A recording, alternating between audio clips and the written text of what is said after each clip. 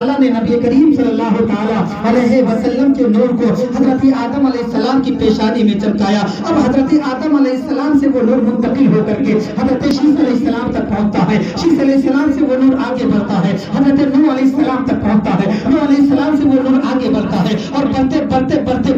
حضرت طارق تک پہنچتا ہے۔ طارق کے بیٹے کا نام ابراہیم ہے، ابراہیم کے بیٹے کا نام اسماعیل ہے، اسماعیل علیہ السلام سے وہ نور آگے بڑھتا ہے، حضرت عدنان تک پہنچتا ہے۔ عدنان کے بیٹے کا نام مواد ہے، مواد کے بیٹے کا نام نزار ہے، نزار کے بیٹے کا نام مزر ہے، مزر کے بیٹے کا نام الیاس ہے، الیاس کے بیٹے کا نام خزیمہ ہے، خزیمہ کے بیٹے کا نام مدرکہ ہے، مدرکہ کے بیٹے کا نام کنانہ ہے، کنانہ کے بیٹے کا نام الیاس ہے، کنانہ کے بیٹے کا نام الیاس ہے، الیاس کے بیٹے کا نام مالک ہے، مالک کے بیٹے کا نام نظر ہے، نظر کے بیٹے کا نام فیر ہے، فیر کے بیٹے کا نام غالب ہے، غالب کے بیٹے کا نام لوئی ہے، لوئی کے بیٹے کا نام کعب ہے، کعب کے بیٹے کا نام مرہ ہے، مرہ کے بیٹے کا نام کلاب ہے، کلاب کے بیٹے کا نام قصی ہے، قصی کے بیٹے کا نام عبد مناف ہے، اور عبد مناف کے بیٹے کا نام ہاشم ہے، اور ہاشم کے بیٹے کا نام عبد المطلب ہے، عبد المطلب کے بیٹے کا نام عبداللہ ہے، اور عبداللہ کے بیٹے کا نام ہم سب کی آقا محمد رسول اللہ صلی اللہ علیہ وسلم۔ سبحان اللہ، ختم نہ ہوا،